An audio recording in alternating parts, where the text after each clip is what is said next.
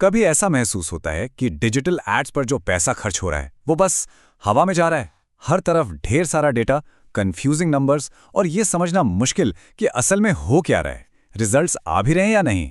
अगर ऐसा लगता है तो ये चर्चा बहुत काम आने वाली है।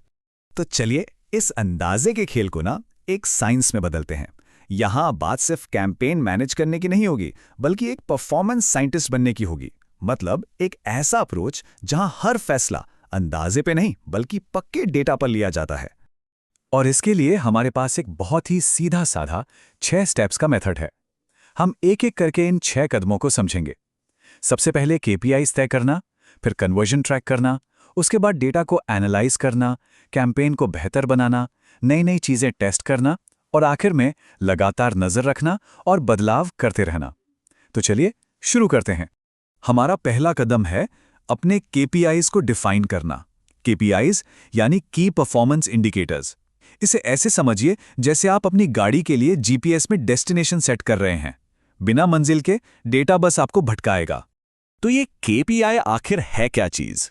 देखिए, ये कोई भी ऐसा नंबर है जिसे हम नाप सकते हैं और जो ये बताता है कि हमारा कैंपेन बिजनेस के असल लक्ष्यों को पूरा कर भी पा रहा है या नहीं। यहां सबसे जरूरी शब्द है बिजनेस के लक्ष्य, क्योंकि सिर्फ लाइक्स, क्लिक्स या इंप्रेशंस गिनने से यह पता नहीं चलता कि बिजनेस को फायदा हो रहा है या नहीं। कुछ सबसे कॉमन केपीआईज पर नजर डालते हैं। पहला है सीपीए यानी कॉस्ट पर एक्विजिशन, मतलब एक नया कस्टमर पाने में कितना खर्चा आया। दूसरा है आरओएएस यानी रिटर्न ऑन एड स्पेंड, मतलब एड पर खर्च हुए हर एक रुपए ने हमें कितने रुपए कमा कर दिए। फिर आता है सीटीआर यानी क्लिक थ्रू रेट, कि कितने लोगों ने ऐड देखकर उस पर क्लिक किया। और सीपीसी यानी कॉस्ट पर क्लिक, कि हर क्लिक पर कितना पैसा लगा। ये सिर्फ नंबर नहीं है, ये आपके कैंपेन की हेल्थ रिपोर्ट है। अब आता है दूसरा और बहुत ही जरूरी कदम, कन्वर्जन को ट्रैक करना। यही वो चीज है जो एक खोखले क्लिक को एक असली कीमती एक्शन से जोड़ती है।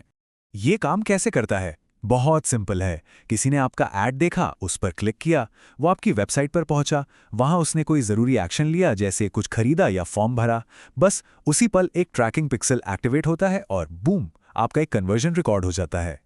और एक बात हमेशा याद रखनी चाहिए, जिस चीज को आप ट्रैक नहीं कर सकते उसे आप नाप नहीं सकते, और जिसे आप नाप नहीं सकते उसे आप सुधार भी नहीं सकते। बिना सही ट्रैकिंग के हम जो भी बदलाव करेंगे वो सब सिर्फ तुक्केबाजी होगी। तीसरा कदम, डेटा का विश्लेषण करना। यहीं से एक परफॉर्मेंस साइंटिस्ट का असली काम शुरू होता है। अब वक्त है उन नंबरों के पीछे छिपी कहानी को ढूंढ निकालने का।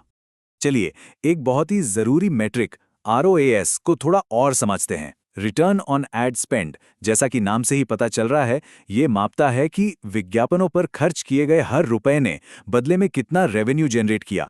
इसका फॉर्मूला बहुत ही आसान है। एड से हुई कुल कमाई को एड पर हुए कुल खर्चे से डिवाइड कर दीजिए। तो अगर आपका आरओएएस 4 है, इसका सीधा सा मतलब है कि आपने हर 1 रुपए खर्च करके 4 रुपए की कमाई की है। सिंपल। अब एक आम गलती को समझते हैं। कई बार लोग सिर्फ क्लिक्स देखकर खुश हो जाते हैं। मान लीजिए सिनारियो ए में आपके एड पर बहुत सारे क्लिक्स आ रहे हैं, मतलब सीटीआर बहुत हाई है। लेकिन सिनारियो बी को देखिए, यहां क्लिक करने वाले लोग असल में वो एक्शन भी ले रहे हैं जो हम चाहते हैं। तो बताइए असली सफलता क्या है? सिर्फ भीड़ इकट्ठी करना या ऐसे लोगों को लाना जो सच में कस्टमर बने? जवाब साफ है। और इसी के साथ हम आते हैं चौथे कदम पर, कैंपेन को ऑप्टिमाइज करना।